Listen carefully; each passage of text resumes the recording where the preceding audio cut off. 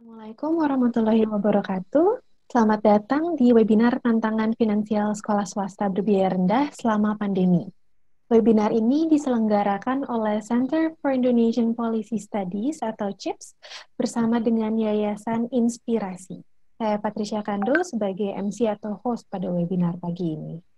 Semoga Bapak Ibu semua dalam keadaan sehat, terutama di tengah wabah virus COVID-19 ini. Seperti yang Bapak Ibu pasti sadari, pandemi ini sudah memengaruhi banyak sekali aspek dalam negeri ini, salah satunya dalam sektor pendidikan.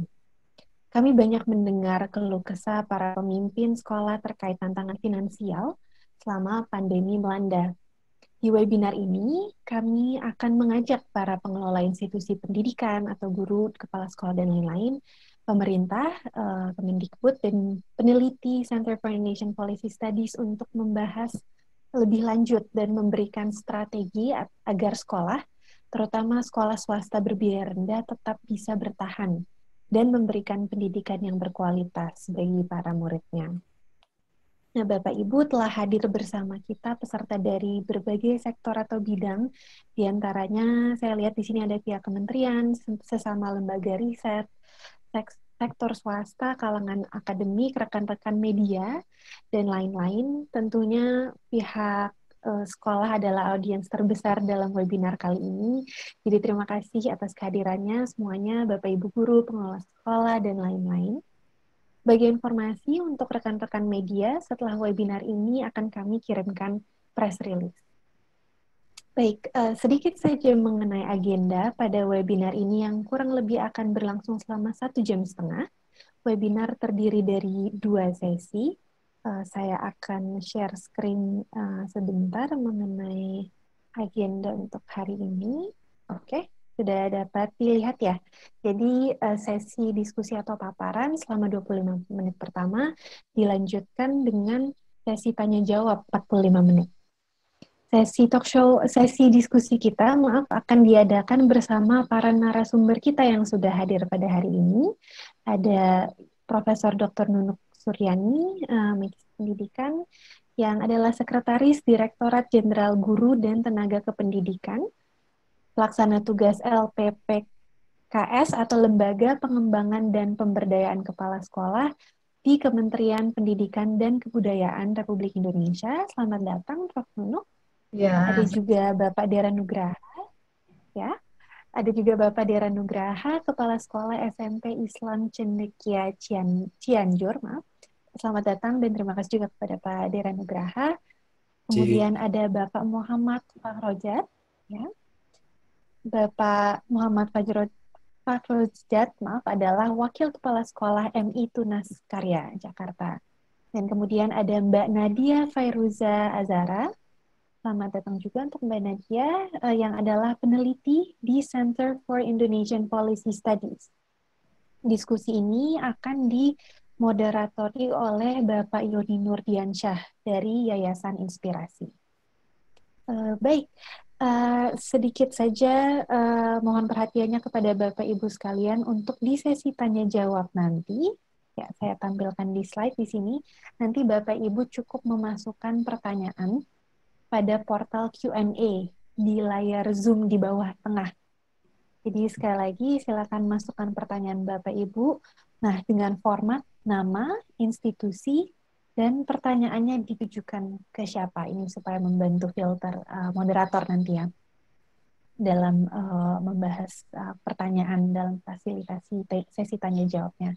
Dan apabila pertanyaan Bapak Ibu sudah terwakilkan, silakan vote saja dengan mengklik icon jempol di platform Q&A tersebut.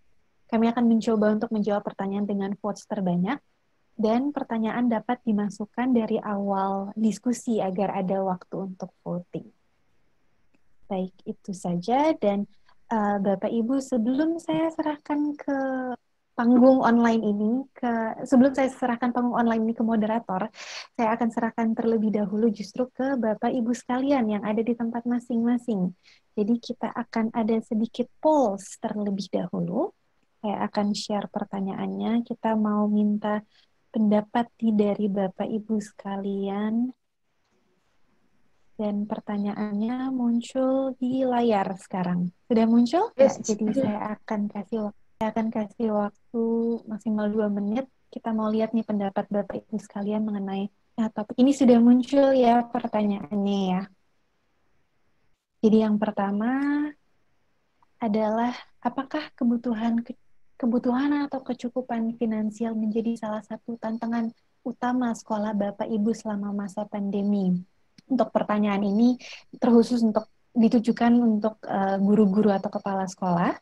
Dan kemudian yang kedua, untuk audiens yang lebih umum, menurut Anda, selama masa pandemi ini, apakah tantangan finansial terbesar yang dialami sekolah-sekolah swasta berbiaya rendah? Kira-kira apakah itu berkaitan dengan berkurangnya pendapatan sekolah akibat ketidakmampuan orang tua untuk membayar iuran karena pandemi? Karena kita tahu ada yang mungkin di pekerjaannya di-cut atau PHK dan lain-lain. Atau apakah tantangan terbesarnya adalah terkait dengan pengaturan dan kecukupan biaya dalam memenuhi kebutuhan fasilitas penunjang pembelajaran jarak jauh atau distance learning ya?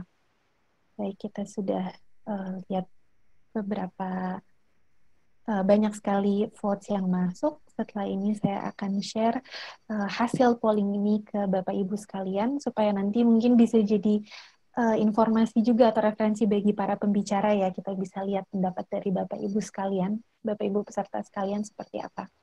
Baik, saya akan akhiri polling ini dan saya akan perlihatkan hasilnya. Oke. Bisa dilihat ya, untuk yang pertama, sepertinya banyak yang menyatakan bahwa tantangan finansial merupakan yang utama di masa pandemi. Dan untuk yang pertanyaan yang nomor 2, sepertinya tantangan finansial tersebut itu lebih banyak berkaitan dengan ketidakmampuan, dengan berkurangnya pendapat sekolah akibat ketidakmampuan orang tua. Tidak jauh berbeda dengan alasan yang satu lagi. Baik, kalau begitu langsung saja terima kasih Bapak Ibu atas partisipasinya dalam polls ini. Langsung saja saya akan serahkan ya, panggung ini ya ke moderator kami. Saya persilahkan pada Bapak Yoni Nurdiansyah dari Inspirasi. Selamat datang Pak Yoni dan langsung saja saya persilahkan Ya, Bapak Yoni oke. untuk waktunya. Ya, terima kasih Mbak Patricia. Yang saya hormati Prof. Nunu, yang saya hormati Bu Nadia dari CIPS, Pak Dera, kemudian Pak Fahrozat. Yang saya muliakan seluruh peserta webinar yang berbahagia pagi ini. Pertama, mari kita panjatkan puji syukur kepada Tuhan Yang Maha Esa bahwa pada pagi ini kita bisa dipertemukan pada forum yang berharga, yaitu webinar tentang tantangan sekolah swasta pada masa pandemi COVID-19 ini.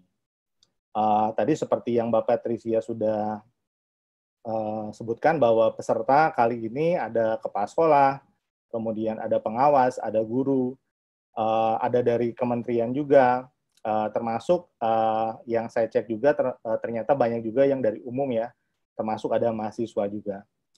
Nah, Bapak Ibu peserta yang saya hormati, seperti tadi yang Bapak Patricia sudah jelaskan bahwa nanti sesinya ada 2. Yang pertama ada pemaparan dari 4 narasumber kita, kemudian nanti akan diikuti dengan sesi tanya jawab. Nah, yang pertama mungkin tadi seperti yang Bapak Patricia sudah sebutkan juga, untuk narasumber ada Prof. Nunu. Prof. Nunu ini minggu lalu kita dapat kabar bahwa beliau sekarang jabatan barunya adalah sebagai Sekretaris Direktorat Jenderal Guru dan Tenaga Pendidikan. Beliau juga sekarang sebagai PLT pada PLT pada Lembaga Pengembangan dan Pemberdayaan Kepala Sekolah dan Pengawas Sekolah. Kami pada momen ini juga mengucapkan selamat Ibu Prof. Mudah-mudahan jabatan barunya menjadi amanah dan Prof bisa tetap semangat untuk keberlangsungan pendidikan di Indonesia yang lebih baik dan lebih maju lagi. Kemudian ada Bu Nadia. Bu Nadia ini masih muda sekali, beliau adalah peneliti dari CHIPS. CHIPS tadi yang sudah Mbak Patricia gambarkan sedikit, merupakan organisasi think tank nirlaba independen yang salah satu fokusnya adalah di bidang pendidikan, dan yang saya tahu memang salah satu fokus dari pendidikannya adalah tentang sekolah swasta yang berbiaya rendah. Kemudian ada juga narasumber yang betul-betul langsung dari lapangan. Ada satu kepala sekolah dan ada satu wakil kepala sekolah, dua-duanya adalah pemimpin sekolah. Dua-duanya juga masih muda ya Bapak Ibu. Karena biasanya kalau di sekolah swasta, kepala sekolahnya rata-rata masih muda. Beda dengan yang ada di sekolah negeri biasanya. Ada Pak Fahrozad, beliau adalah guru dan wakasek di MI Tunas Karya Jakarta. Kemudian ada Pak Dera yang saat ini beliau menjabat sebagai kepala sekolah di SMP Islam Cendekia Cianjur. Beliau juga kalau tidak salah pernah jadi coach dan fasilitator juga di Tanoto Foundation ya, di Sumatera kalau tidak salah. Nah, Bapak Ibu yang saya hormati, mungkin sebelum kita masuk pada paparan dari narasumber, mungkin saya akan coba kayak memberikan latar belakang kenapa kita memilih topik tentang kondisi atau tantangan finansial sekolah swasta pada masa pandemik sekarang ini. Nah, kami dari Inspirasi, Inspirasi itu adalah singkatan, Bapak Ibu, singkatan dari Inisiatif Kepemimpinan, itu ada di logo ya Bapak Ibu ya, di bawah kalau bisa baca. Itu Inisiatif Kepemimpinan Pendidikan untuk Raih Prestasi. Kami adalah lembaga non-profit independen yang tujuannya meningkatkan kualitas pembelajaran siswa melalui dukungan peningkatan keefektifan kepemimpinan kepala sekolah, khususnya terkait dengan pembelajaran. Nah, kami dari Inspirasi beberapa waktu yang lalu mengadakan survei bersama dengan Global School Leaders terkait dengan respon kepala sekolah, respon sekolah ya terhadap COVID-19 ini. Dan kami menemukan bahwa berdasarkan survei tersebut didapatkan bahwa sekolah swasta itu yang menjadi isu dan yang menjadi kekhawatiran adalah tentang isu finansial. Itu hampir 62% responden kami dari sekolah swasta mengatakan bahwa itu menjadi isu yang sangat krusial, yang sangat berdampak pada kegiatan operasional sekolah pada masa pandemik ini. Termasuk juga hubungannya dengan menggaji guru, kemudian mengelola pembelajaran online.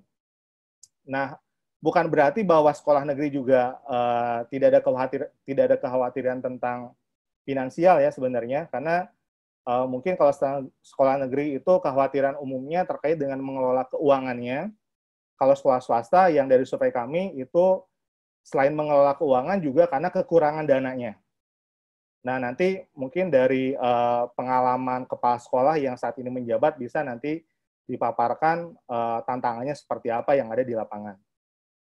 Nah, Bapak Ibu, kepala sekolah jadi pemikul tanggung jawab terbesar di sekolah saat ini, di paling bawah, utamanya karena kepala sekolah harus mengelola pembelajaran jarak jauh, mengelola guru, termasuk juga mengelola orang tua. Dan kalau di sekolah swasta, ini berdasarkan informasi dari kepala sekolah swasta juga, bahwa mereka menjadi jembatan antara orang tua, antara guru dengan yayasan. Jadi mereka tidak, maksudnya mungkin sedikit berbeda dengan di negeri. Kalau di swasta itu karena ada yayasan, jadi mereka juga jadi penjembatan juga. Keluhan dari guru, keluhan dari orang tua, dan mereka harus menjembatannya dengan pihak yayasan. Nah, kurang lebih itu yang menjadi latar belakang kenapa kami akhirnya mengangkat topik ya atau tema tentang tantangan finansial sekolah swasta berbiaya rendah. Nanti Mbak Nadia akan menjelaskan kenapa ada berbiaya rendah, ada berbiaya tinggi mungkin secara akademik, dan itu kemudian menjadi topik kita pada kali ini. Nah, untuk mempersingkat waktu, mungkin saya akan serahkan untuk narasumber pertama untuk memberikan paparannya. Yang pertama adalah dari Ibu Nadia dari CHIPS. Untuk peserta, seperti tadi dijelaskan oleh Mbak Patricia, kalau misalkan ada pertanyaan, itu sudah bisa dimulai dari sekarang. Itu dengan cara memberi pertanyaannya dengan cara mengetik melalui fitur Q&A. Jadi tidak melalui fitur chat ya, Bapak Ibu ya. Jadi nanti selama berlangsungnya paparan, Bapak Ibu sudah bisa mengajukan pertanyaan. Seperti itu. Waktunya dipersilakan untuk Ibu Nadia. Kurang lebih 5 menit ya paparannya. Silakan. Oke, baik. Oke, saya share screen. Share. Oke.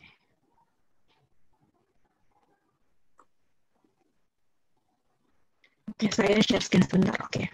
Assalamualaikum warahmatullahi wabarakatuh. Saya akan memberikan paparan awal terkait dengan tantangan finansial sekolah swasta berbayar rendah selama pandemi. Jadi mungkin untuk introduction atau perkenalan, kita mungkin perlu tahu dulu apakah itu sekolah swasta berbayar rendah gitu. Berdasarkan tinjauan akademik sendiri, sekolah swasta berbayar rendah itu dikategorikan sebagai sekolah yang umumnya menetapkan iuran bulanan sekolah kurang dari 10% dari upah bulanan orang tua. Berdasarkan dari studi yang dilakukan oleh CIPS itu menetapkan rasio iuran sekolah dengan perkiraan uang bulanan atau upah minimum regional di daerah masing-masing begitu. Nah, mungkin juga ibu-ibu dan bapak-bapak sendiri tahu bahwa memang sekolah swasta dan sekolah negeri itu merupakan dua klasifikasi utama dalam diskursus pendidikan di Indonesia begitu ya. Akan tetapi memang tidak ada klasifikasi yang namanya sekolah swasta berbayar rendah begitu. Jadi meskipun stereotip sekolah swasta adalah sekolah-sekolah yang umumnya mahal atau memang didatangi oleh siswa dari kalangan menengah ke atas, namun sebenarnya ada sekolah swasta berbayar rendah yang hadir dan berkembang di masyarakat menengah ke bawah dan turut berkontribusi terhadap kemajuan pendidikan di Indonesia begitu. Yang mana sebenarnya sekolah swasta berbayar rendah ini sedikit tersembunyi atau sedikit absen dari skema pengambilan kebijakan pendidikan di Indonesia begitu. Dari studi yang ditemukan oleh CIPS, memang kita pernah bikin studi kasus ya di daerah Jakarta Utara atau di Koja.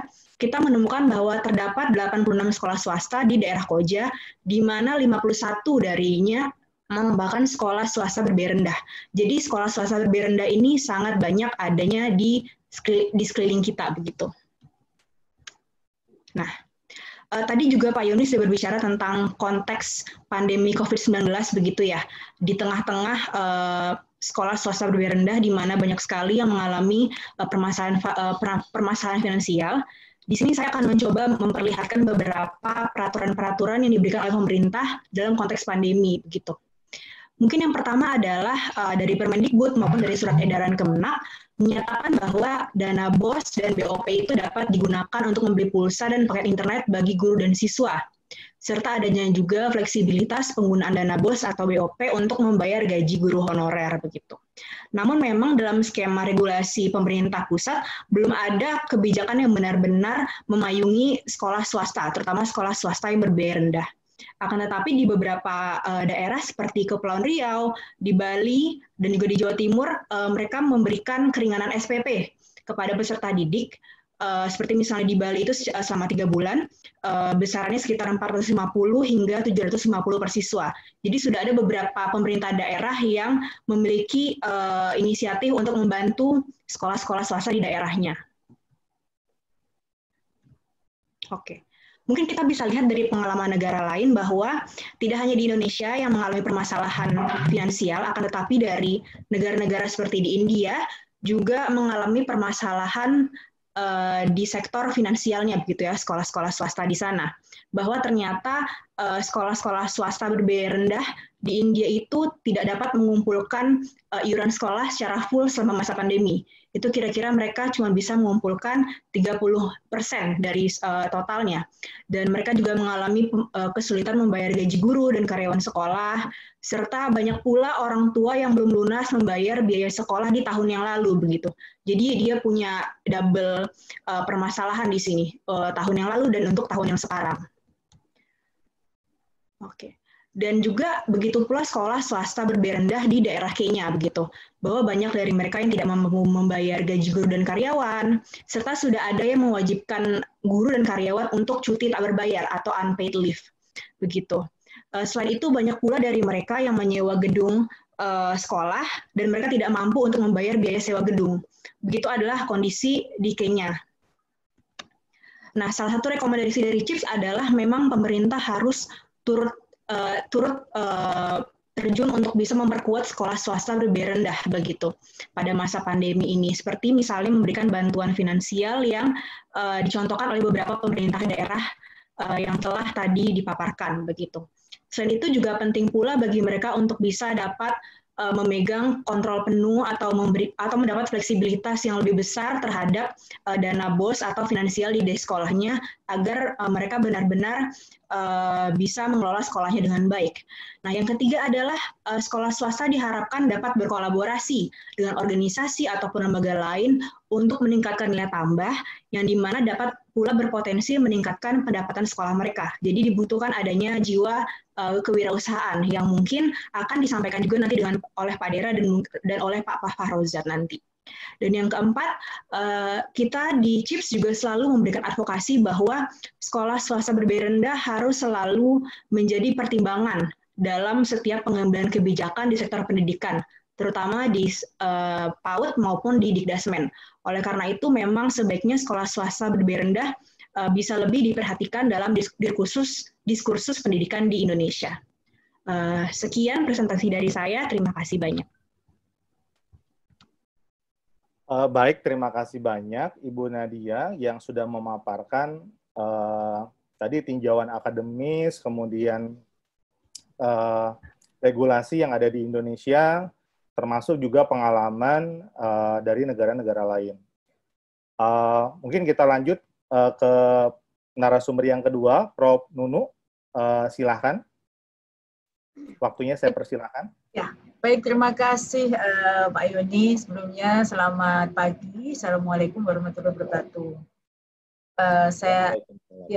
Jadi pertama saya mohon maaf, jadi saya tidak bisa menampilkan PPT karena pagi ini saya baru pindah ke ruangan dan ada masalah koneksi, kemudian ada masalah juga pada ini PC baru yang saya gunakan, jaringan belum ready, baru sampai tadi malam. Jadi sebelumnya saya mohon maaf ya.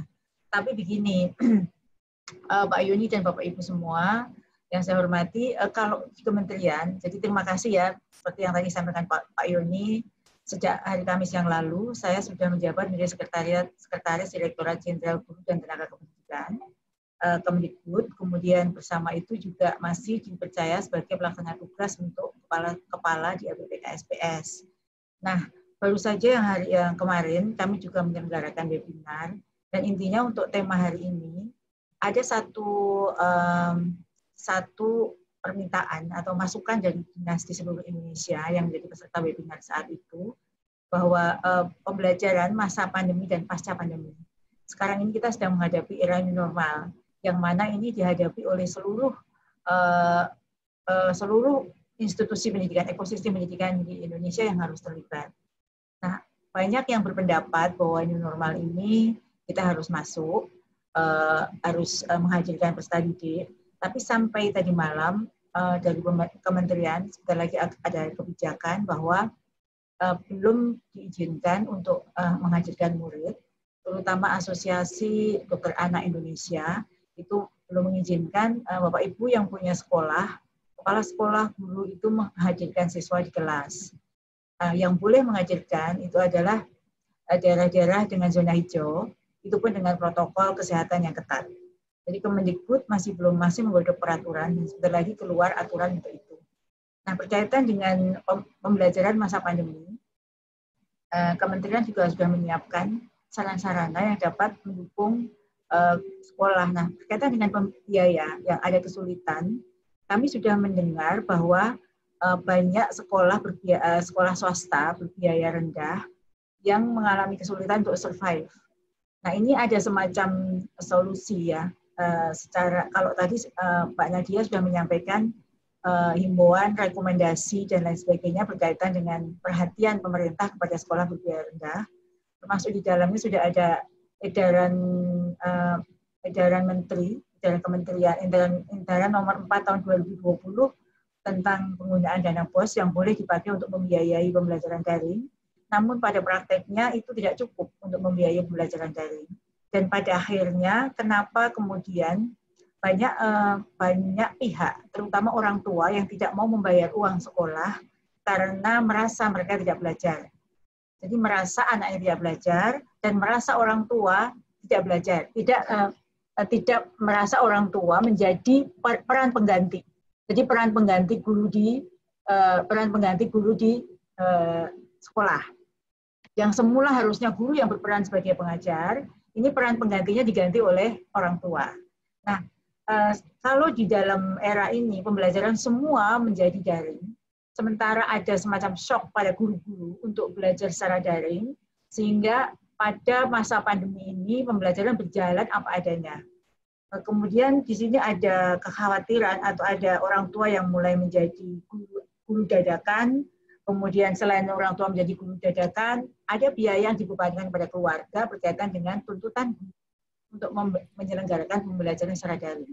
Jadi ada peningkatan biaya pulsa dan itu terbebankan kepada guru, kemudian kebijakan belajar di rumah dengan teknologi di satu sisi memudahkan guru dan sekolah untuk melakukan pembelajaran, tapi di sisi lain beban biaya untuk membiayai semuanya itu ada pada orang tua. Kemudian bagi guru yang menjadi tantangan tersendiri, banyak guru yang belum siap untuk mewujudkan semua kreativitasnya, sehingga tidak sedikit guru di kita, di sekolah-sekolah baik negeri maupun swasta, mungkin bagi sekolah yang kemarin itu dari green school itu tidak masalah, karena memang semua ada sarana prasarana yang memadai.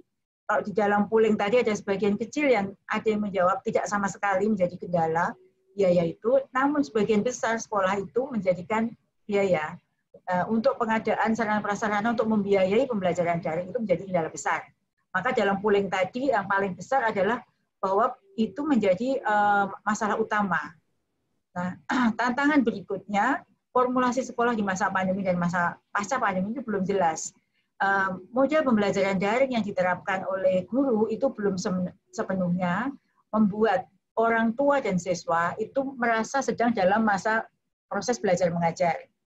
Sehingga dari semua itu menjadi beban menjadi beban sekolah ketika orang tua pada satu sisi merasa anaknya libur, pembelajaran diserahkan kepada anak, sehingga mereka merasa tidak sedang belajar, mengapa harus bayar uang, sementara mereka tidak belajar. Dan ini menjadi bukan hanya di pendidikan kelas rendah, tetapi di pendidikan tinggi pun suara untuk memotong UKT, mengembalikan UKT, tidak membayar uang kuliah tunggal, itu menjadi semacam suara yang sudah begitu besar mengalir deras ke kementerian. Sehingga inilah yang menjadi tantangan sekolah.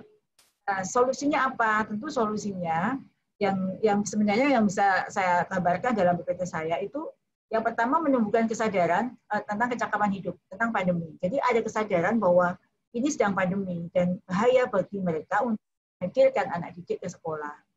Nah, setelah tumbuh kecakapan, jadi dalam mereka tumbuh kecakapan hidup tentang pandemi, selanjutnya adalah orang tua dan sekolah itu memberikan alternatif pembelajaran daring sebagaimana semaksimal mungkin yang bisa dimampu, sehingga anak dan orang tua merasa mereka sedang belajar.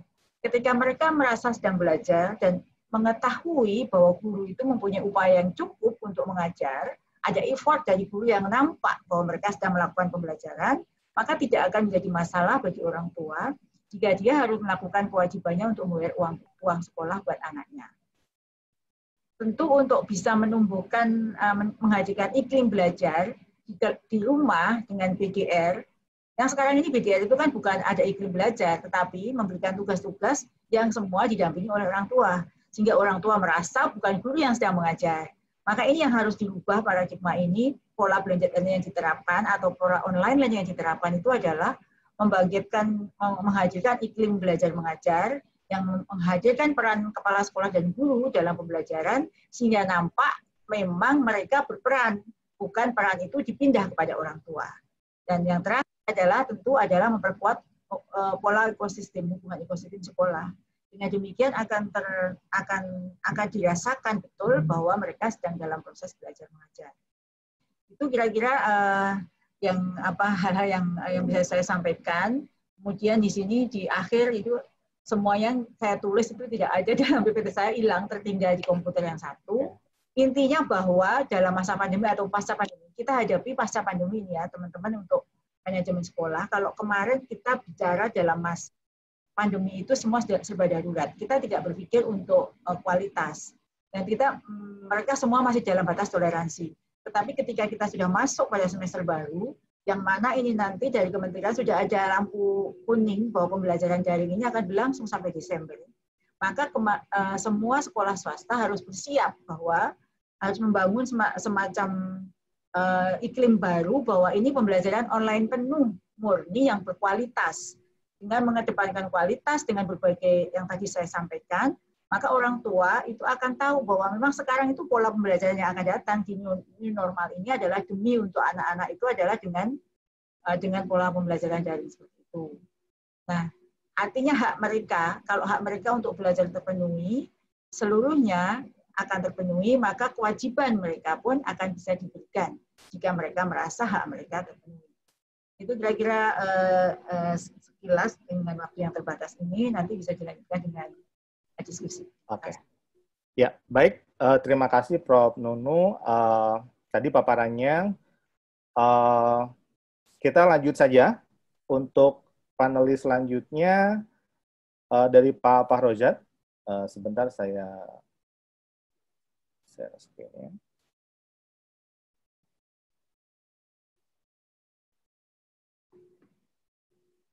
Sudah.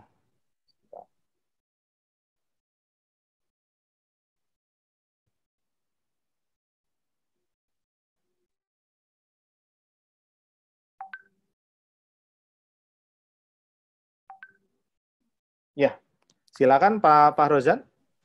Ya, terima kasih. Assalamualaikum warahmatullahi wabarakatuh. Waalaikumsalam warahmatullahi wabarakatuh. Yang saya hormati Prof. Nunu, yang saya hormati Pak Yoni dari Inspirasi, Bu Nadia dari CIP, Bu Patricia dari CIP, Pak Dera, dan Bapak Ibu peserta webinar tantangan finansial sekolah swasta berbiaya rendah selama pandemi ini. Yang pertama saya sampaikan adalah dengan adanya wabah COVID-19 ini kita ini kurikulum vitae saya lanjut. Oke, untuk saya ulang dulu atau? Ya, lanjut aja langsung Pak. Lanjut aja, oke. Ya. Dengan adanya wabah COVID-19 ini, kita diharuskan bekerja dari rumah, beribadah dari rumah, dan belajar dari rumah. Dalam melindungi keselamatan para siswa dari bahaya penularan coronavirus COVID-19 ini, pemerintah melalui Kementerian Pendidikan dan Kebudayaan mengeluarkan kebijakan belajar dari rumah yang dituangkan lewat surat edaran nomor 4 tahun 2020 yang ditandatangani Mendikbud Nadiem Makarim. Nah, aturan ini berisi tentang bagaimana memprioritaskan kesehatan para siswa dan guru sekolah dan seluruh warga sekolah. Tanggapan dari orang tua siswa, orang tua, guru, dan siswa sangat beragam atas kebijakan tersebut. Hal ini karena dipengaruhi dari kondisi sosial ekonomi siswa yang sangat beragam. Apalagi di tempat kita di daerah Jakarta Barat, khususnya di Kecamatan Tambora, ini adalah kawasan terpadat se-Asia Tenggara yang mungkin ekonominya juga masih di bawah rata-rata. Oke, dalam hal ini kami stakeholder di Madrasah Ibtidaiyah Tunas Karya mengeluarkan program untuk menghadapi COVID-19 ini. Yang pertama yaitu mengeluarkan program yaitu COVID-19. Yang pertama yaitu kolaborasi. Lanjut, Pak Yoni, mohon maaf. Kolaborasi dalam rangka mengoptimalkan hubungan antara guru, orang tua, dan siswa di tengah situasi pandemi saat ini yang tidak menentu kapan berakhirnya, maka perlu dibangun suatu suasana yang memberikan mutu proses dan hasil yang maka perlu dibangun suatu suasana kolaborasi antara ketiganya sehingga proses pembelajaran dengan sistem daring dihadapkan memberikan mutu proses dan hasil yang maksimal. kolaborasi antara guru dengan orang tua siswa terkait dengan pembelajaran selama masa pandemi ini atas dasar terkait dengan pembelajaran selama masa pandemi ini. Atas dasar inilah Bapak dan Ibu guru kami membuat WhatsApp group kelas untuk mengkomunikasikan tugas-tugas sekolah dan orang tua siswa yang akan menerjemahkan atau menerangkan kepada anak tentang tugas-tugasnya selama masa pandemi ini. Nah, orang tua di sini sebagai guru, motivator sekaligus sebagai fasilitator terhadap berbagai kebutuhan belajar anak. Guru selalu memberikan tugas dan motivasi sehingga anak-anak tidak jenuh belajar di rumah. Tanpa adanya kolaborasi antara guru dengan orang tua siswa ini, maka pembelajaran jarak jauh tidak akan berjalan. Baik, kolaborasinya diklik Pak Yoni. Organisasinya. Ya. Nah, organization. Di organization itu saya menampilkan diagram untuk diagram, lanjut Pak Yoni, diagram ya, diagram tadi back, mohon maaf, back lagi. Nah, ini pembelajaran jarak, ini penggunaan dana bos Pak Yoni, mohon maaf, yang tadi ya, lagi. Nah, ini adalah yang tadi Pak Yoni, mohon maaf, diagram yang banyak. Mohon maaf karena ada kendala dengan laptop saya. Cuma ada ini aja, Pak. Ya, lagi Pak Yoni. Ini ya. Oke. Lewat tadi. Nah, di situ diagram kelas kita itu ada 12 kelas. 12 kelas itu belum tentu semuanya mencakup pembelajaran jarak jauh ini. Ada beberapa siswa yang tidak mempunyai handphone, kita sudah memberikan solusinya. Lanjutnya yang kedua yaitu C tadi, collaboration, yang kedua yaitu organization. Nah, organization ini kami bekerja secara tim antar guru untuk mendesain pembelajaran jarak jauh yang menarik, efektif, efisien, dan tidak membosankan. Salah satunya adalah dengan mencari video-video yang sesuai dengan tema pembelajaran.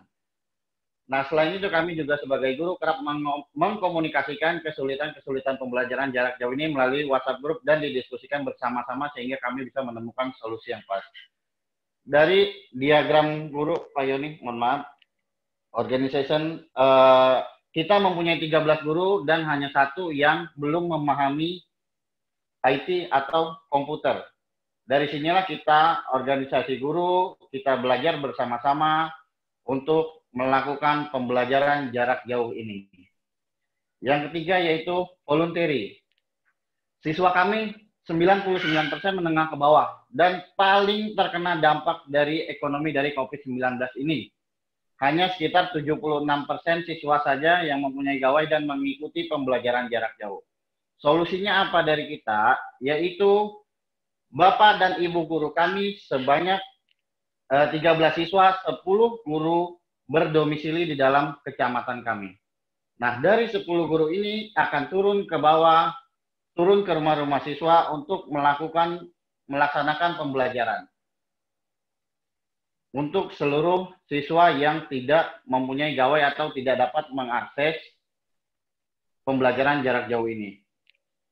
Tentunya dengan protokol kesehatan yang ada, sehingga siswa-siswi yang tidak melakukan PJJ dikarenakan tidak mempunyai HP bisa terakomodir dengan baik. Yang keempat yaitu impassion, yaitu penuh semangat. Secara, mohon maaf Pak Yoni, back ke impassion. Secara tidak langsung kita disuruh untuk atau dituntut untuk di rumah aja. Yang biasanya kita beraktivitas di luar rumah, termasuk peserta didik, tetapi sekarang mau tidak mau, suka atau tidak suka harus tetap di rumah saja. Untuk itu, di semua lini baik guru, orang tua, siswa, dan peserta didik harus semangat melakukan aktivitas meskipun di dalam rumah, khususnya dalam masa pandemi ini. Kalaupun harus keluar rumah, tetap mengikuti protokol kesehatan.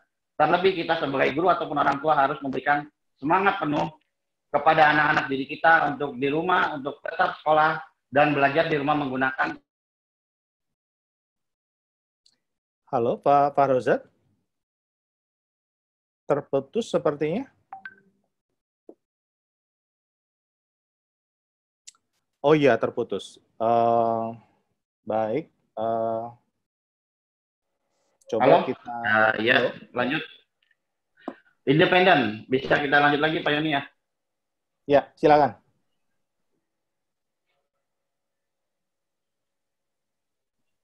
Halo Pak Yoni, mohon maaf. Ya, halo. Ada terkendala dengan sinyal internet kami. Ya. Silakan Pak, dilanjutkan Pak. Yang independen berarti selanjutnya. Ya, independen, yaitu pandemi COVID-19 ini mampu mengubah kehidupan perekonomian seseorang menjadi lebih sulit. Entah pekerjaannya sebagai pegawai pabrik, ojek online, hingga karyawan swasta sekalipun. Mengingat akan hal ini, kami dari Sekolah MI Tunaskarya membebaskan segala tuntutan pembayaran seperti SPP, uang buku, uang semesteran, dan lain-lain. Nah, dalam hal ini kita dapat bertahan karena adanya bantuan dari pemerintah melalui bantuan operasional sekolah. Nah, dari independen ini kita membebaskan seluruh biaya yang ada pada sekolah kita. Artinya sekolah gratis, memang benar-benar gratis karena memang sudah ditanggung oleh dana BOS sendiri. D, yang terakhir, yaitu dandelion. Melambangkan suatu cinta, harapan, kesetiaan, dan keceriaan. Bunga dandelion dengan tangkainya yang kecil dan sederhana dapat tumbuh di mana saja ia berlabuh. Artinya, kelebihan dalam beradaptasi dengan lingkungan yang menjadikan bunga ini bisa berkembang dengan mudah. Untuk itu, kita bisa mengambil makna dari dandelion ini, agar bisa beradaptasi dimanapun kita berada, dalam lingkungan, bahkan keadaan yang baru seperti pandemi COVID-19 ini, kita harus tumbuh optimis bahwa kita bisa dan berani melewati badai ini bersama. Dan yakin bahwa badai ini pasti akan berlalu. Kita berada di ombak yang sama, tetapi mungkin kita tidak berada di kapal atau perahu yang berbeda. Baik.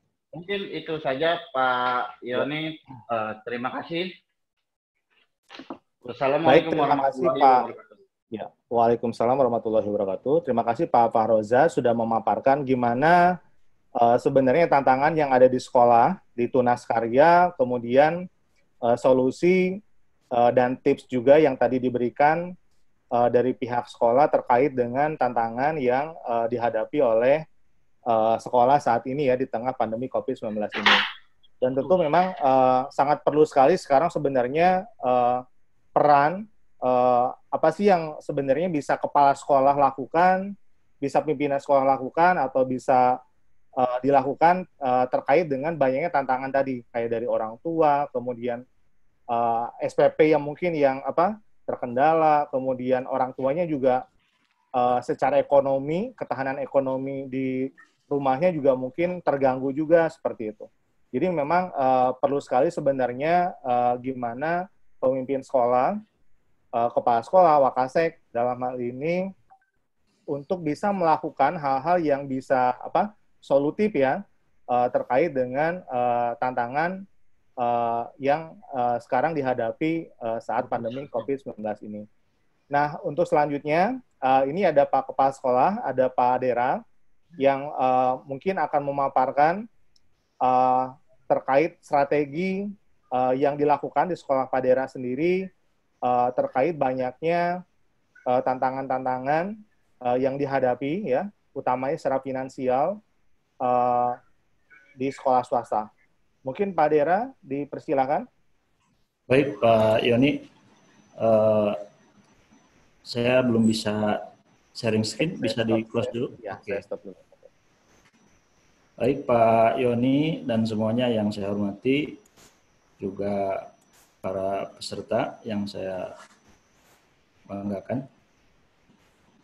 Saya langsung masuk ke sebetulnya bagaimana sih kami menghadapi atau strategi kami dalam menghadapi tantangan keuangan di sekolah swasta ya, di sekolah kami di masa pandemi. Yang pertama, saya ingin sharing terkait perspektif dulu ya, sesaat gitu sebentar. Jadi waktu konferensi pendidikan di Darul Hikam, saya menyampaikan ini tentang peran kepala sekolah di era disruption saat ini, di era kekacauan. Sebetulnya sekolah swasta ini sebelum masa pandemi corona, kita ini dilingkari ya. Kita ini diburu dengan apa? Dengan peluang yang cepat, dengan tantangan yang cepat, dengan ancaman yang cepat. Kenapa? Karena saat ini sekolah swasta tanpa identitas, tanpa kelebihan yang jelas, itu terancam. Apalagi ya, ditambah dengan pandemi corona. Maka yang pertama harus kita pahami bahwa peran kepala sekolah saat ini itu harus berubah. Harus berubah dari gaya-gaya lama. Satu contoh ya, udah nggak musim lagi sekarang yang namanya kepala sekolah itu harus duduk, kemudian menunggu tanda tangan ya, dan seterusnya. Pengajuan harus dengan dokumen manual. Saat ini kita perlu kecepatan dan ketepatan. Bila perlu sambil main sepeda pun kita approve pengajuan. Ya. Jadi kita harus mengikuti kecepatan. Kenapa? Karena tanpa itu kita tertinggal. Oke, saya masuk. Ini dia yang kami alami ya. Walaupun secara angka ini hanya ilustrasi ya. Saya tidak mencantumkan angka karena itu informasi yang konfidensial. Nih, jadi ada dua persoalan. Kami mengalami bahwa sejak Maret, pertengahan Maret ya, April, Mei, Juni, kami mengalami penurunan pemasukan. Kenapa? Setelah kami analisa, yang pertama, ini dia, kemampuan ekonomi orang tua yang semakin lama mungkin semakin banyak yang terdampak secara ekonomi oleh COVID-19. Tapi ada poin yang kedua, yaitu kualitas layanan pendidikan secara online yang kita suguhkan. Nah, tugas kita sebagai kepala sekolah, sebagai pengelola sekolah, ya Bapak Ibu, memastikan bahwa penurunan income sekolah itu terjadi karena poin ini yang pertama. Jangan sampai dua-duanya. Jadi nyambung tadi dengan yang disampaikan oleh Prof. Nunuk ya, seandainya kita sebagai orang tua, anak kita ada di rumah, tapi kita bayar SPP full, worth it nggak kira-kira? Ya. Nah itu harus kita mainkan, harus kita analisa. Ya. Kalau masalah kemampuan orang tua, ya itu kondisi yang harus kita hadapi. Cuma harus kita amankan sisi kanan. Ya. Di slide ini maksud saya sisi kanan ini ya. Bagaimana layanan pendidikan kita secara online. Nah berikutnya, berarti ketika di masa online ini, ya SPP di kami atau UDB, kami menyebutnya uang dana bulanan, itu dikurangi. Itu pun masih beberapa orang tua kok dikuranginya hanya segini gitu ya. Nah, seperti itu. Nah, yang kami lakukan adalah, maka kami perkuat pembelajaran online. Bagaimana bentuknya? Ya, pada umumnya kan pembelajaran online hanya dilempar, mungkin ya sebagian sekolah hanya dilempar ke gurunya melalui apalah. Nah, kita ini ya, ini adalah waktunya bagi kita sekolah untuk memulai yang dimaksud dengan guru penggerak.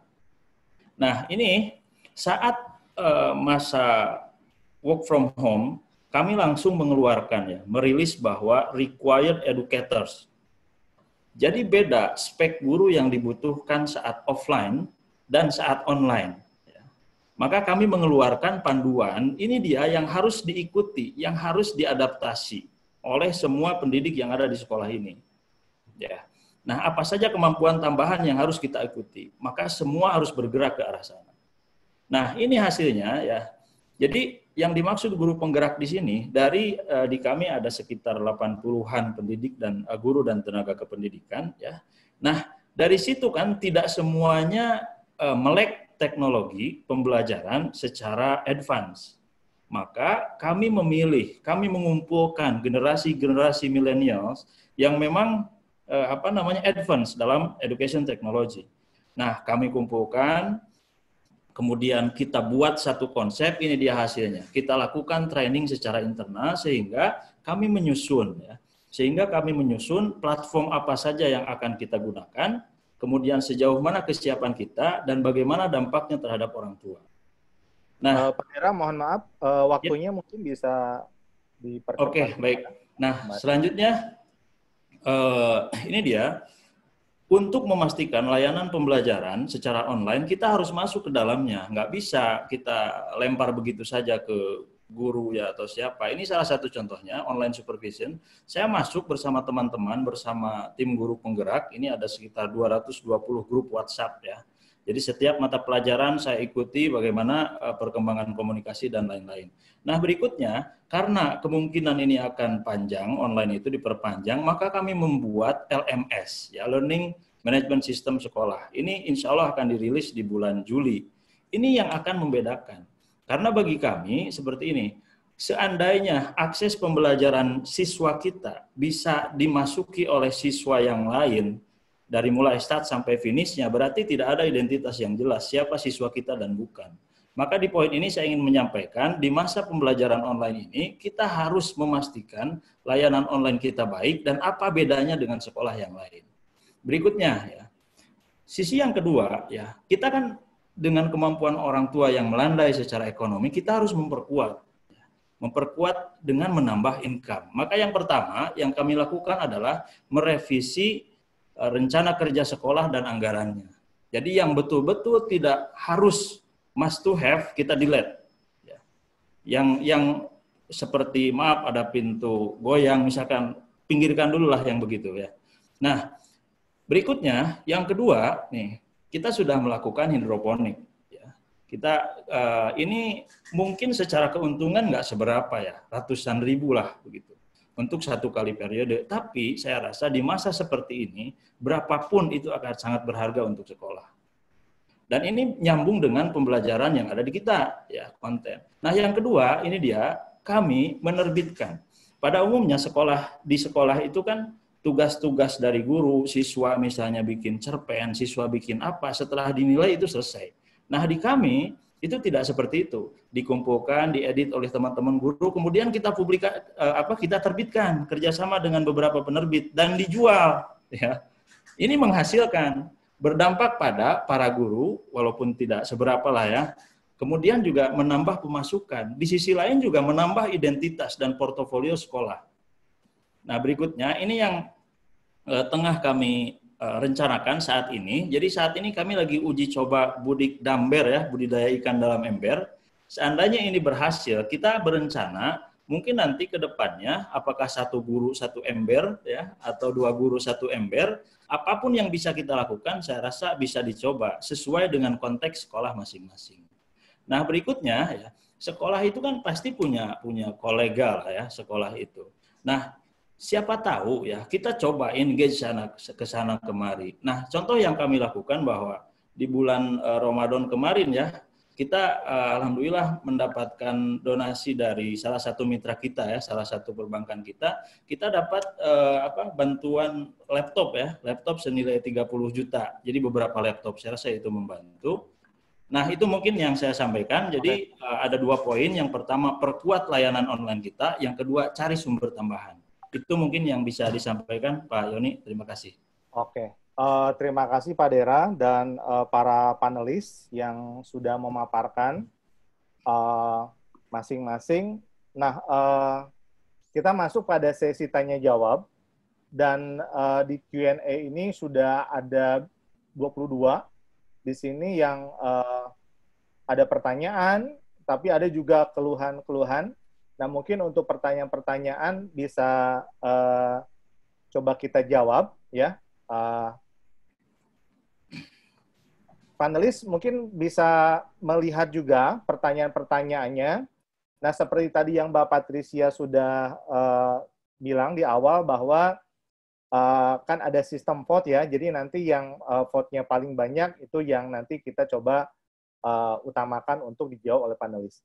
Nah, selain dari Q&A ini sebenarnya pas pendaftaran juga Bapak Ibu peserta ada kolom untuk pertanyaan juga. Jadi nanti selain dari Q&A ini ada juga beberapa pertanyaan yang nanti kita akan ambil dari daftar pertanyaan yang sudah dikirim pada saat pendaftaran.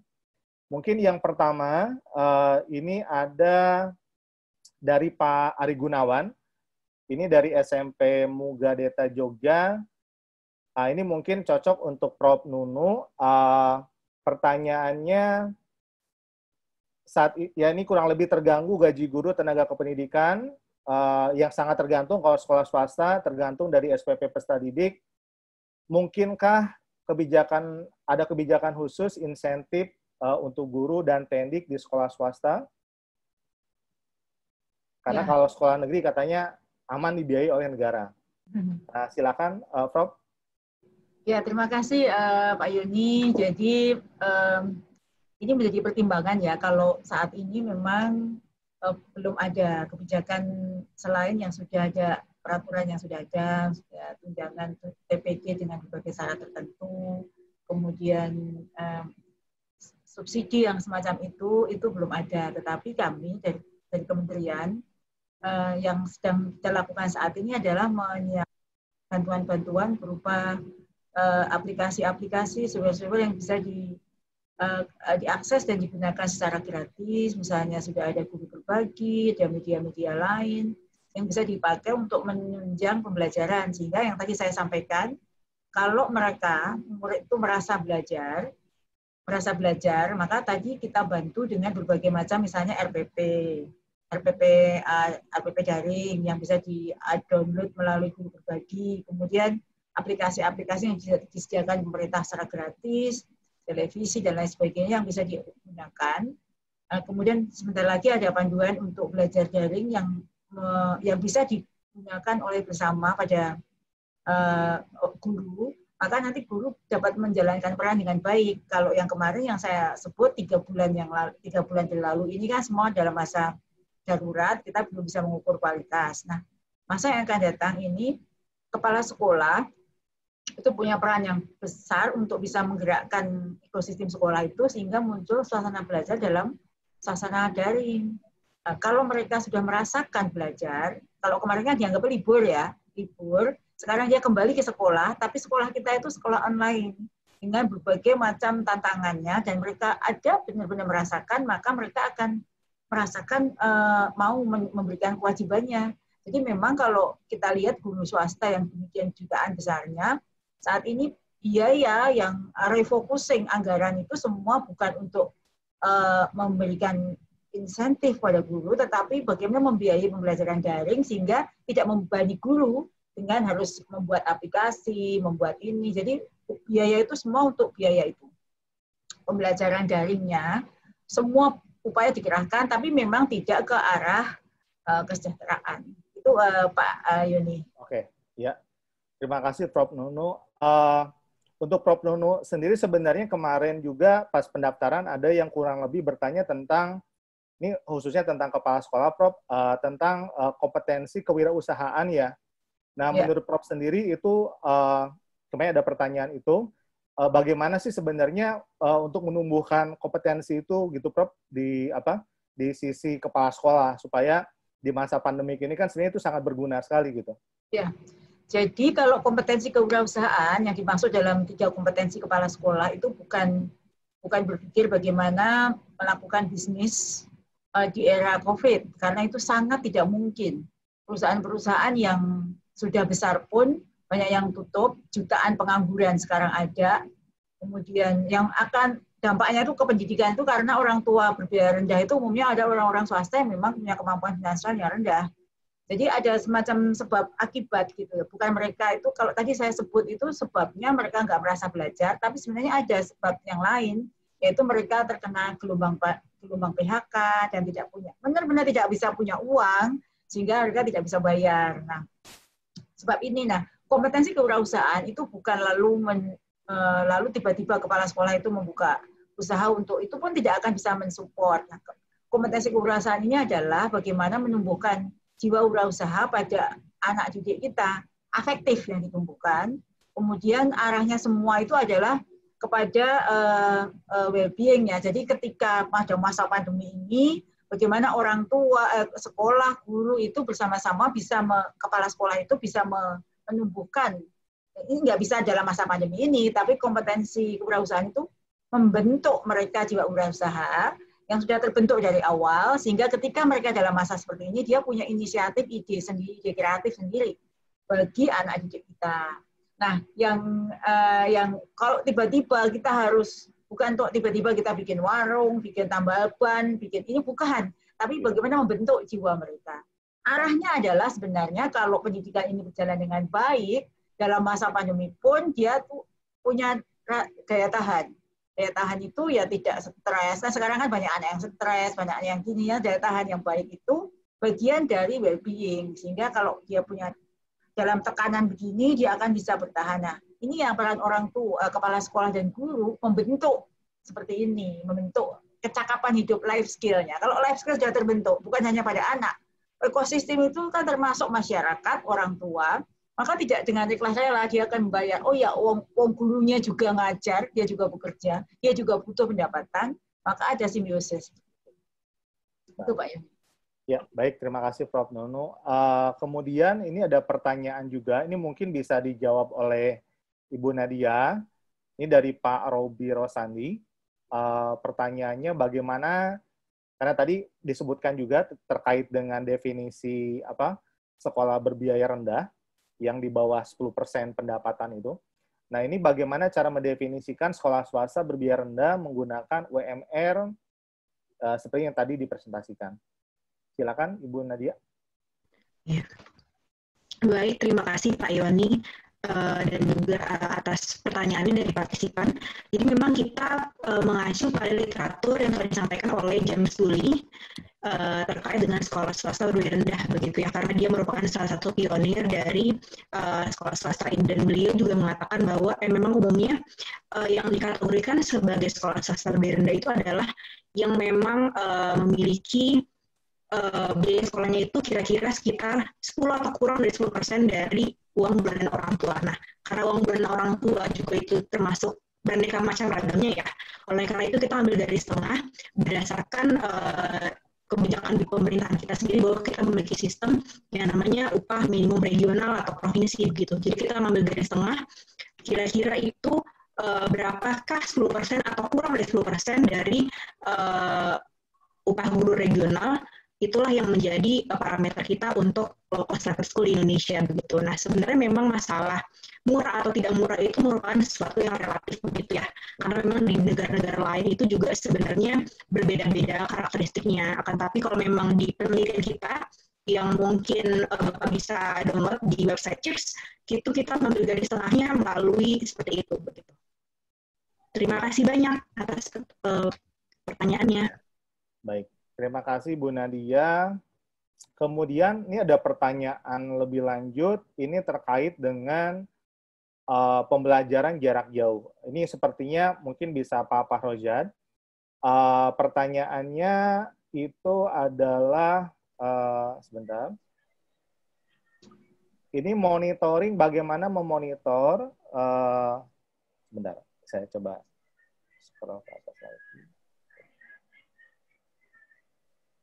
Nah, ini bagaimana, ini dari Bu Aziza, Hoirun Nikam, ini di Lumajang, ini bagaimana strategi yang dilakukan guru-guru di sekolah swasta untuk memonitoring pembelajaran anak didik, mengingat pembelajaran di tengah COVID-19 itu dilakukannya melalui daring atau online. Termasuk juga gimana pembiayaan kegiatan tersebut. Mungkin bisa diberikan kayak semacam strategi atau berdasarkan pengalaman yang ada di sekolah Pak Fahrozad di MI. Pak Fahrozad, silakan barangkali. Terima kasih. Saya akan menjawab pertanyaan dari Ibu tadi. Bagaimana strategi guru-guru swasta memonitoring dalam pembelajaran jarak jauh? Di sekolah kami menggunakan media WhatsApp Group dan juga Google Formulir untuk mengabsen setiap hari. Orang tua siswa memfoto bagaimana kegiatan siswa sehari-hari, seperti dia melaksanakan belajar di rumah, dibantu orang tuanya dengan mengupload foto ke form Google ataupun lapor melalui WhatsApp Group. Jadi itu yang kami lakukan di sini. Yang kedua yaitu terkait dengan pembiayaan. Bagaimana pembiayaannya kepada guru-guru? Kami di sini pembiayaan memang sudah sekolah full gratis. Guru-guru kita beri insentif dari dana BOS. Karena dalam salinan Permendikbud sendiri salinan Permendikbud nomor 19 tahun 2020. Di sana sudah dijelaskan bahwa dana BOS pada kondisi darurat COVID-19 ini bisa digunakan dalam pembiayaan langganan daya dan jasa sebagaimana yaitu dengan membeli kuota guru, dengan membayarkan wifi sekolah. Mungkin itu yang sudah kami lakukan pada saat ini di madrasah kami atau di sekolah kami. Jadi pembiayaannya yaitu menggunakan dana BOS. Terima kasih. Oke.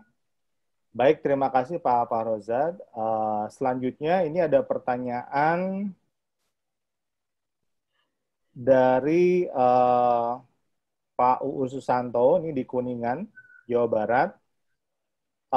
Ini berdasarkan regulasi Permendikbud 75 2016, Komite Sekolah ini mengisyaratkan sekolah negeri boleh menggalang dana yang dikelola oleh komite. Akan tetapi saat pandemi COVID-19, orang tua sangat apatis. Ini berkurang dalam berpartisipasi. Ini juga sebenarnya pertanyaan tentang orang tua ini yang ya tentu saja karena orang tua juga banyak yang terdampak karena adanya COVID-19 ini secara ketahanan ekonominya tentu banyak juga akan berpengaruh terhadap bagaimana mereka membayar ya SPP ya, SPP di sekolah swasta. Ini juga yang sebenarnya banyak jadi pertanyaan pada pendaftaran kemarin. Jadi bagaimana peran dari kepala sekolah sebenarnya untuk bisa berkomunikasi dengan orang tua, ya kan, terkait masalah SPP, terkait masalah keuangan ini. Nah, mungkin dari Pak Dera bisa menjawab pertanyaan yang kaitannya tentang ini. Jadi bagaimana sih sebenarnya komunikasi dengan orang tua, komunikasi dengan komite, agar sebenarnya mereka juga bisa bisa ikut berpartisipasi dengan baik. Ya walaupun memang kondisi orang tua juga sama-sama sulit gitu sebenarnya. Nah mungkin tips atau strategi yang saat ini di sekolah Pak Dera lakukan itu seperti apa? Oke, baik. Makasih Pak Yoni dan penanya dari Kuningan ya. Jadi begini, cara mengatasi kondisi sekarang ya, itu di antara poin terpenting bagaimana kita mengengage, bagaimana kita menggandeng orang tua. Ya. Bagian orang tua itu adalah dengan wali kelas atau guru kelas masing-masing. Komite sekolah itu ada sebagai perwakilan dari orang tua, itu adalah tugas kita sebagai kepala sekolah. Seandainya orang tua apatis, berarti ada something wrong menurut saya. Apakah cara kita berkomunikasi atau ada variabel yang lain yang perlu dianalisa secara lebih lanjut. Nah, di kami yang kami lakukan, Bapak Ibu ya, misalnya kita diskusi dengan komite. Ketika ada orang tua yang terdampak, kemudian macet soal SPP, kita fasilitasi, nggak masalah. Karena ini kita ketahui bersama. Nah, kita juga bisa sharing kepada komite bahwa ini loh kebutuhan sekolah di masa pandemi, apalagi persiapan new normal nanti. Nah, saya rasa ketika komunikasi kita lancar, kemudian ada saling keterbukaan, itu selalu ada yang bisa dilakukan dan selalu ada celah solusi. Itu mungkin dari saya, Pak Yoni. Baik, terima kasih Pak Dera. Nah ini sekalian untuk Pak Dera juga sebenarnya tadi ada pertanyaan secara khusus yang memang disampaikan untuk Pak Dera. Ini terkait dengan pembiayaan guru honorer yang tidak disupport dari BOS. Jadi yang betul-betul ini non-BOS ya, pembayaran gaji gurunya itu kira-kira seperti apa. Kemudian bagaimana upaya yang dilakukan sekolah, yang bisa dilakukan sekolah untuk menjaga kualitas pembelajaran itu tetap baik di tengah kondisi finansial yang tidak stabil. Okay. Itu ada dua pertanyaan langsung dari Ibu Pertiwi. Ya. Oke, makasih. Yang pertama, ya bagaimana soal honor. Nah, seperti tadi saya sampaikan, yang kami lakukan, Bapak Ibu, ya, ketika masa online ini, kami langsung mengeluarkan indikator spesifikasi guru yang diperlukan di masa ini. Nah, dalam hal ini, kita kan nanti kan kami akan men-track ya, tracking, mana guru yang adaptif, mana yang tidak. Nah, dalam hal ini, Bapak Ibu, sebagai sekolah swasta, kita nggak boleh egois. Egois dalam arti gini, pokoknya kami butuh uang sekian untuk gaji guru. kita nggak mau tahu dengan pusingnya orang tua bayar UDB. Kita nggak bisa begitu. Harus ada exit strateginya. Exit strateginya apa yang kami lakukan saat ini, ya, yang akan kami lakukan segera adalah bagi para guru dan tenaga kependidikan yang tidak adaptif, ya, tidak bisa memberikan layanan secara online, maka dengan berat hati, ya, itu akan diberikan treatment kepegawaian. Ya, apakah dinonaktifkan sementara? Nah, itu akan mengurangi anggaran kita, ya. Dan disitulah bisa kita diskusikan dengan komite sekolah bagaimana jalan tengahnya. Itu yang pertama. Yang kedua, bagaimana kita menjaga kualitas, ya, pembelajaran online dengan finansial yang minim. Saya rasa Bapak Ibu, itu tadi kita harus memetakan. Jangan-jangan sekolah kita belum memetakan mana guru yang bisa, mana yang enggak, apa kendala orang tua. Di kami, ya, baru 2 minggu pembelajaran online, kita langsung melakukan survei online kepada orang tua. Bagaimana dengan layanan online kami? Luar biasa Bapak Ibu, ternyata banyak masukan dari orang tua. Ini anak saya susah mengikuti, ini begini, ini begitu. Nah, maka kami sampai saat ini melakukan 3 fase pembelajaran online yang beda. Artinya, ya Bapak Ibu semua, kita harus fokus. Sebetulnya apa masalah kita? Jangan-jangan kita belum tahu masalah kita yang sesungguhnya apa gitu. Oke, itu Pak Yoni. Baik. Terima kasih Pak Dera. Jadi memang tadi ada jadi berikan treatment juga ya buat gurunya ya, ketika gurunya juga kesulitan saat memfasilitasi siswa belajar di rumah, termasuk juga mengengage ke orang tua, meminta mensurvei mereka bagaimana layanan online yang dilakukan oleh sekolah. Nah, kemudian ada pertanyaan selanjutnya. Ini mungkin ditujukan untuk Prof. Nunu. Pertanyaannya, apakah kementerian mengizinkan sekolah swasta bisa lebih fleksibel mengatur dana BOS untuk meringankan SPP bagi orang tua yang terdampak langsung karena COVID-19. Silakan, ya. Prof. Apakah? Ya, terima kasih. Terima kasih Pak Yoni dan terima kasih penanya. Jadi kalau untuk dana BOS itu sekarang ini lebih fleksibel digunakan itu seiring dengan keluarnya Surat Edaran Nomor 4 Tahun 2020. Surat Edaran Nomor 4 Tahun 2020 tentang pelaksanaan kebijakan pendidikan masa darurat penyebaran COVID-19. Di poin 6, dana operasional sekolah itu dapat digunakan, intinya begini, fleksibel. Agak beda dengan penggunaan BOS sebelumnya, tapi fleksibilitasnya itu antara lain ya, dapat digunakan untuk pengadaan barang sesuai dengan kebutuhan sekolah, ya, termasuk di dalamnya membiayai keperluan dalam pencegahan pandemi COVID-19, seperti penyediaan alat kebersihan, hand sanitizer, disinfektan, masker, dan membiayai pembelajaran daring. Jadi fleksibilitasnya itu memang fleksibel ya, tidak seperti dulu, diatur seperti itu. Dan dengan kebijakan terakhir itu kan bisa untuk membiayai, digunakan untuk membayar guru honorer, sekitar itu. Jadi fleksibilitasnya itu selama masa pandemi ini, dengan edaran tadi fleksibilitasnya seperti itu. Nah itu terjemahannya silahkan. Misalnya pembiayai pembelajaran daring, itu kan bisa jadi bagi guru yang tidak ini diberikan bantuan kuota. Yang penting itu kalau BOS itu kan pertanggungjawabannya itu sudah ada. Nah, nanti sebentar lagi BOS itu akan kepala sekolah akan dikurangi untuk dikurangi beban administrasinya dengan seluruh pembiayaan BOS itu langsung dengan aplikasi sehingga tidak perlu SPJ lagi. Tapi saat ini fleksibilitasnya agak luas. Jadi agak luas itu interpretasinya mau terserah, tapi ada guidance-nya itu seperti itu. Itu Pak Im. Ya. Baik, terima kasih Prof. Selanjutnya, ini pertanyaan yang saya dapatkan dari peserta saat pendaftaran. Tantangan finansial sekolah swasta ini bukan hanya pada saat sekarang, di mana pembelajaran dilakukan secara jarak jauh, namun juga potensi ke depan terkait dengan PPDB. Karena sekolah swasta memang sangat tergantung dari penerimaan jumlah siswa juga ya, Bapak Ibu ya. Nah, kemarin ada yang saat pendaftaran itu ada yang bertanya tentang bagaimana langkah yang harus dilakukan saat PPDB, karena orang tua juga saat ini terdampak finansialnya karena COVID-19. Kemudian ini mungkin bisa saya tujukan langsung PPDB ini ke Pak Dera yang mungkin langsung mengalaminya.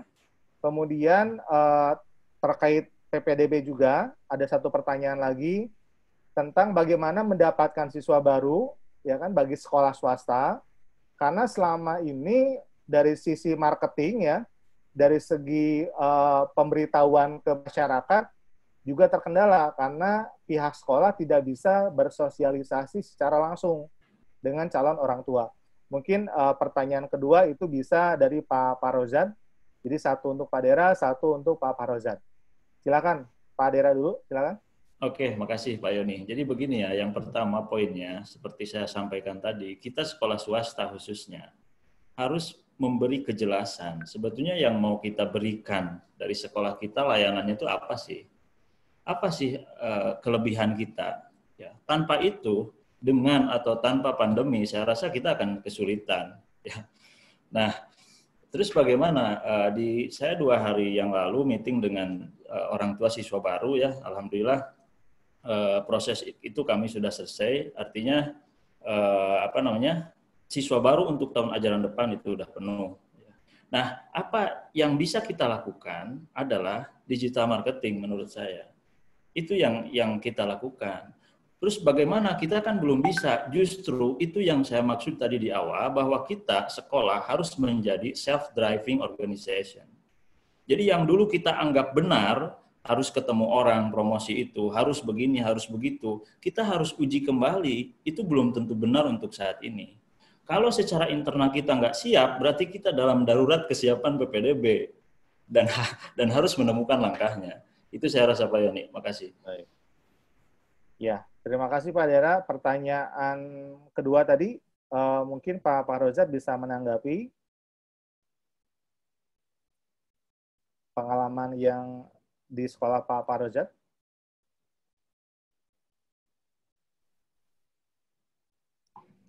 Mohon di mute-nya di unmute dulu. Ya, terima kasih. Untuk pendaftaran PPDB tahun ini, kita sudah menutup pendaftaran dari target yang sudah kita capai, yaitu 60 siswa. Nah, bagaimana cara kita untuk menarik siswa atau mencari siswa?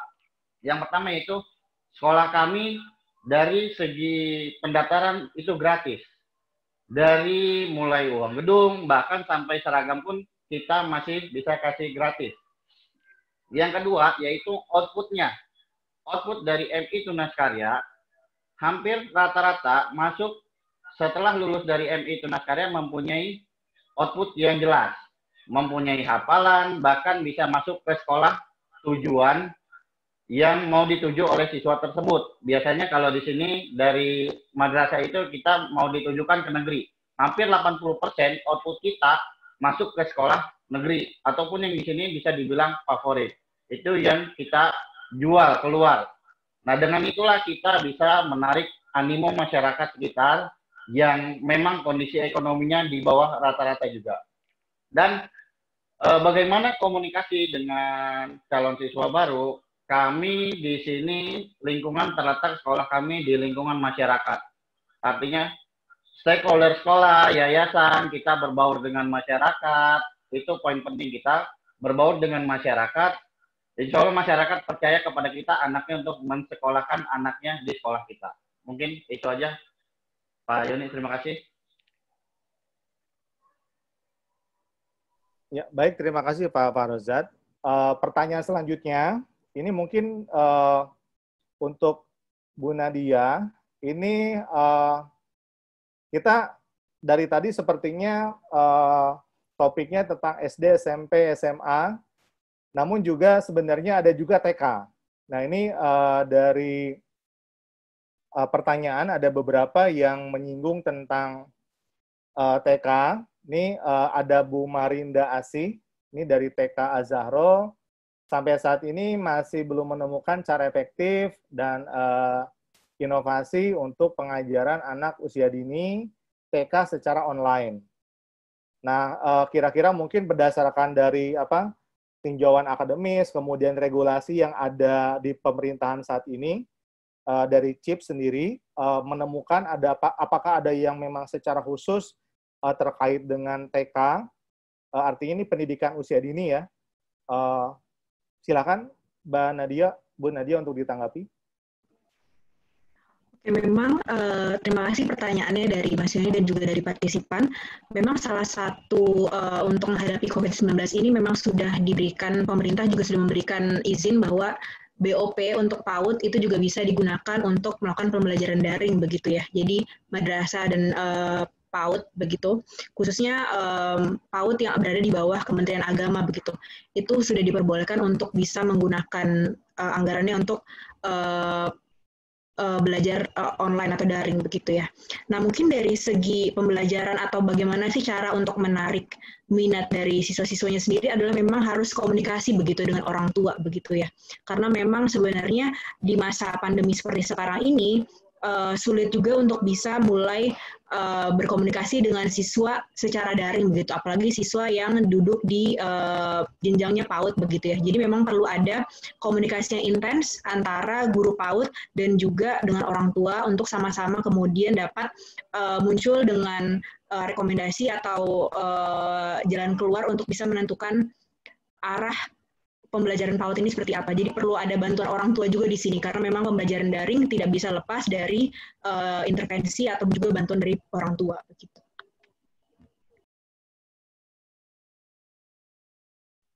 Baik, terima kasih Bu Nadia sudah menjawab. Nah, Bapak Ibu semua, sepertinya ini pertanyaan cukup banyak, namun waktu kita juga sangat terbatas.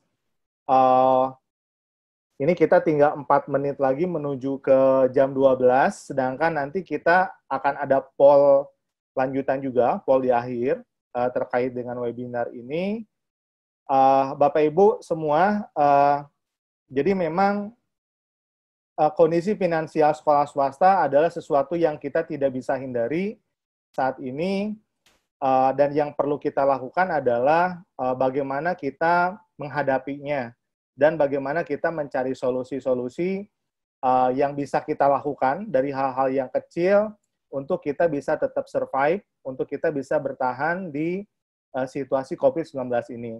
Tadi seperti Prof. Nunu juga tadi menyinggung tentang new normal, bahwa bahkan sampai saat ini pun kita belum ada keputusannya masih belum fix gitu ya, tentang kapan sih sebenarnya sekolah akan mulai dibuka, dan itu jelas bakal akan semakin berat sekali tantangan bagi sekolah swasta gitu, karena pembelajaran online itu akan lebih panjang lagi, bisa jadi bahkan sampai Desember gitu kalau pandemiknya itu masih tetap berjalan.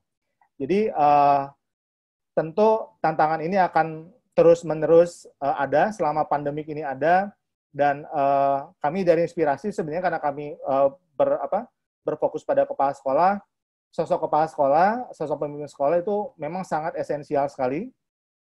Bagaimana kepala sekolah bisa menjebatani guru ya dalam pembelajaran jarak jauh, termasuk juga memastikan well-being-nya ya dari guru, kemudian dari siswa, dan juga bagaimana komunikasi dengan orang tua itu bisa tetap berjalan. Nah, barangkali itu saja untuk pembahasannya. Nanti saya akan lempar sesi ini ke Mbak Patricia kembali untuk bisa nanti Bapak Ibu peserta untuk nanti menjawab poll pasca diskusi. Silakan Mbak Patricia, sekaligus nanti untuk menutup ya. Terima kasih. Terima kasih. Semoga diskusi ini bermanfaat bagi Bapak Ibu dan organisasi Bapak Ibu sekalian, baik peserta maupun pembicara. Sekali lagi terima kasih Prof. Nunuk, Pak Dera, Pak Farojat, Mbak Nadia, dan Pak Yoni juga sebagai moderator.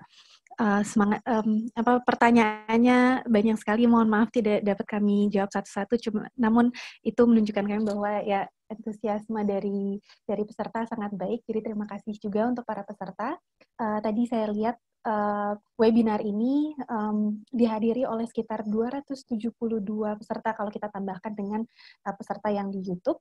Baik, ditunggu partisipasinya Bapak Ibu di acara diskusi lainnya dari CHIPS maupun Inspirasi. Bisa subscribe ke newsletter kami di website, cek media sosial kami untuk momen tentang acara-acara diskusi lainnya. Sebelum saya menutup, saya sudah tampilkan poll satu lagi. Kami ingin tahu seberapa besar Bapak Ibu merekomendasikan kepada kepala sekolah atau madrasah lain untuk mengikuti webinar serupa seperti ini.